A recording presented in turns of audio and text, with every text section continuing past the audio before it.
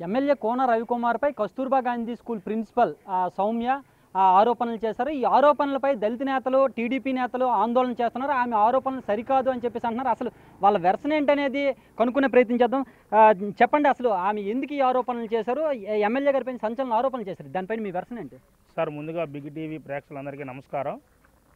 నేను నవీర్ చిన్నారావు, శ్రీకాకుళం జిల్లా SC ST హక్కుల సంక్షేమ సంఘం ఉపాధ్యక్షుడు. నేను ప్రజెంటు అసలు కోన రవికుమార్ మీద దళితులనే ఆరోపణ చేయడం సిగ్గుచేటు. ఎందుకంటారా, కోన రవికుమార్ గారు విషయంలో అయితే దళితుల మీద ఎప్పుడు కూడా ఎటువంటి వివక్ష అనేదే ఉండదు. ఈరోజు ఈ సౌమ్య మేడం గారు అనే వ్యక్తి రవికుమార్ గారి మీద దళితులకి అన్యాయం చేసిన ముద్ర ఎలా వేస్తారు? మీరు అసలు ఏ రకంగా అనుకుంటున్నారు చెప్పండి. ముందుగా ఆయన మీకు ఏ రకంగా హెరాస్మెంట్ చేశారో అది చెప్పండి. ముందు మీరు ఇప్పుడు వీడియో కాల్ చేసి మీకు ఆరోపణ చేశారని అన్నారు. ఆ ఆరోపణలో మీ రేటు సాక్ష్యాధారాలు ఉన్నా చెప్పండి. అసలు యాక్చువల్గా రవికుమార్ గారు దళితులకి ఎంత ప్రేమిస్తారంటే అది మేము ఈ కాన్స్టిట్యున్సీలో బతుకుతున్నగా నిదర్శనం. మేము రవికుమార్ వెనక 24 గంటలు ఆయన కారులో ఆయన ఇంట్లో ఉండేవాళ్ళం. మేము ఆయన భోజనం తిన్న కూడా మేమే వడ్డిస్తాం. ఆయన ఏ రోజు కూడా దళితుల మీద ఇంత రవ్వ కూడా దళితుల మీద వివక్ష అనేది చూపించరు. కానీ ఈరోజు సౌమ్య మేడం గారు ఎందుకు రాజకీయ డ్రాప్లో పడిపోయి రవికుమార్ గారికి అతని మీద నిరాధార ఆరోపణలు చేస్తున్నారు? దానిని మేము దళిత సంఘాల తరపు నుంచి అడుగుతున్నాం. దళితులని మాత్రమే కాదు, లైంగిక వేధింపులని కూడా ఆయన చెప్తున్నారు. దానిపైన ఏంటి? లైంగిక వేధింపులు చేస్తారని మీద సాక్ష్యం ఏముందమ్మా? మాకు ఆడబిడ్డలు ఉన్నారు.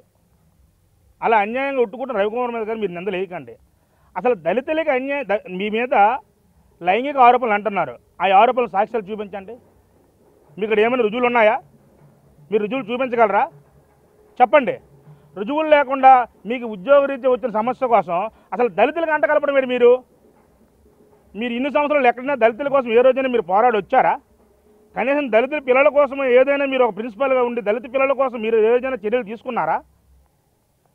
ఈరోజు మీరు ఏదో మీ స్వలాభం కోసం దళితులకి దళితుల మీద అన్యాయం జరుగుతుంది, దళితులను నన్ను వేధిస్తున్నారు అని చెప్పడం ఎంతవరకు అమ్మా సమంజసం?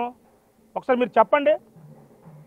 దళితుల పట్ల రవికుమార్ గారు ఏ రోజు కూడా వివక్ష చూపించారు? అసలు మీ మీద లైంగికమైనటువంటి ఆరోపణలు ఉన్నాయి అంటున్నారు. మీరు ఒకసారి సాక్ష్యాధారాలు చూపించండి. మేము అడుగుతాం దళితులుగా రవికుమార్ గారికి.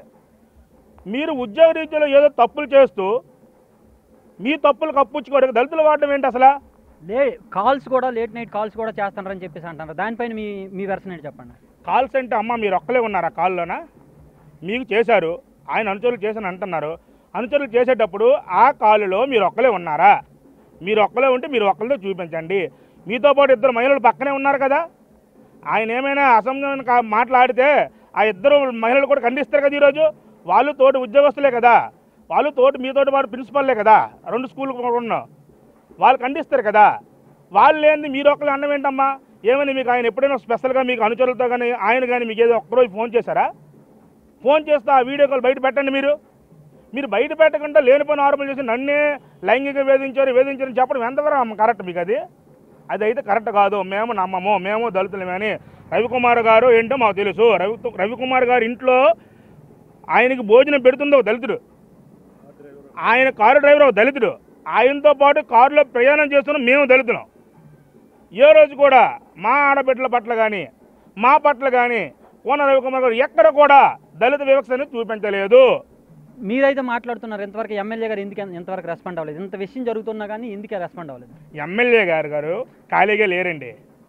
కాన్స్టిట్యున్సీ అభివృద్ధి కొరకు, ఆంధ్రప్రదేశ్ అభివృద్ధి కొరకు ఆయన అదర్ కంట్రీ వెళ్ళారు. ఆయన ఇక్కడలా మన పక్కలాగా ఇల్లు వైసీపీ నాయకుల్లాగా ఇల్లు పక్కన ఇంకో నాయకుల్లాగా వెంటనే స్పందించడానికి ఆయన అంత అందుబాటులో ఉండడు. ఆయన కాన్స్టిట్యున్సీ డెవలప్మెంట్ కోసం, స్టేట్ డెవలప్మెంట్ కోసం గవర్నమెంట్ ఒక పని మీద ఆయన వెళ్ళాడు అదర్ కంట్రీ. ఆయన స్పందించి వచ్చి దీని మీద ఎటువంటి శాఖపరమైన చర్యలు తీసుకుంటారు. ఆయన అంత నాలెడ్జ్ లేని వ్యక్తిగత కాదు. ఏదో ఈరోజు కోన రవికుమార్ ఏదో నోటితో ఒక మాట తిట్టేశాడు అనేసినంత వ్యక్తిగత కాదు. ప్రతిదీ చట్టపరంగా వెళ్తారు కోన రవికుమార్ గారు, చట్టపరమైన నిర్ణయాలు తీసుకుంటారు కోన రవికుమార్ గారు. దానికి మీరు సిద్ధపడి ఉండండి. మీరు మా దళిత సోదరే. మీరు ఈరోజు ఆయన మీద తప్పుడు ఆరోపణలు చేస్తున్నారు. ఆ ఆరోపణలకి ఆయన చట్టపరంగా మేము చర్యలు తీసుకోవడం రెడీగా ఉంటారు. మీరు గతంలో రణస్థలంలో కూడా సస్పెండ్ అయ్యారంట. అక్కడ ఎందుకమ్మా సస్పెండ్ అయ్యారు? మీరు ఏ తప్పు చేయకుండా అయ్యారు చెప్పండి. మీరు గతంలో మీ నాన్నగారంట పొందూరులో ఎంఈఓ చేశారు. మీ నాన్నగారు చాలా హెల్ప్ఫుల్గా రవికుమార్ గారు ఉన్నారు. మీ నాన్నగారికి ఆ మాట ఇది అడగండి. మీరు మీ ఫ్యామిలీలో రవికుమార్ గారి వల్ల లబ్ధి పొంది ఈరోజు మీరు శాఖాపరం తప్పులు చేసి రవికుమార్ గారిని నిందిస్తారేంటమ్మా? ఇప్పుడు మీకేమైనా రవికుమార్ గారు సస్పెండ్ చేశారా? గవర్నమెంట్ గారు ఒత్తిడి తెచ్చి కొన్ని ఛానల్ అని చెప్తున్నారు, వేధిస్తున్నారు. ఏటి వేధిస్తున్నారు? మీకేమైనా ఉద్యోగం తొలగించారా? ఇక్కడి నుంచి ఇంకో మీరు అవినీతి ఆరోపణలు ఎదుర్కొన్నారు కాబట్టి ఇక్కడి నుంచి వేరే ప్లేస్ బదిలీ చేశారు. మీరు అక్కడ నిజాయితీ ఉద్యోగం చేసుకోండి. మీరు అసలు అక్కడికి ఏం ఉద్యోగం వెళ్ళాలంటారు? రవికుమార్ గారు మీకు లైంగిక వేధించారంటారు. దానిపైన మీ పై అధికారికి వెళ్ళండి, మీ యాదవులతో వెళ్ళండి అమ్మా. ఆవిడ అవినీతి చేశారని చెప్పేసి మీరు అంటున్నారు. దానికి సంబంధించిన ఎవిడెన్స్లు కానీ ఏమైనా ఉన్నాయి మీ దగ్గర? ఉన్నాయండి. అవి ఆమె పిల్లలకు గుడ్లు సరిగ్గా ఇవ్వలేదంట, పిల్లలకు సరిగ్గా పట్టించుకోవట్లేదట. స్కూల్ అంటే ఇప్పుడు మాకు మొన్న విద్యా కమిటీ మా గౌరవ మంత్రి గారు లోకేష్ గారు విద్యా కమిటీ చైర్మన్ లేశారు.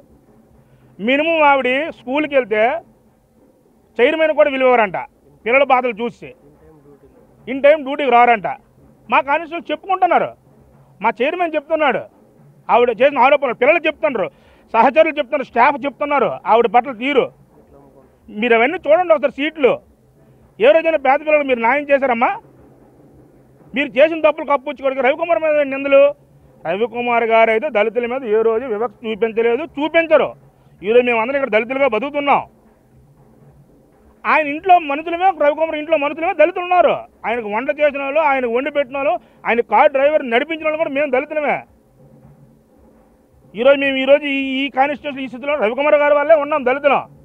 మన కాన్స్టిట్యూన్సీ కాదు, అదర్ కాన్స్టిట్యూన్సీ దళితులు వచ్చినా రవికుమార్ గారు ఎంత గౌరవిస్తారో దళిత నాయకులు అడగండి ముందు. కొందరు చిల్లర వాళ్ళ నాయకులు ఉంటారు, ఏదో ఆ రోజు స్వలాభం కోసం. ఆ తీరు కరెక్ట్ కాదు అమ్మా. మీరు రాజకీయం చేయాలనుకుంటే మీరే నష్టపోతారు. దయచేసి రాజకీయం చేయవద్దు.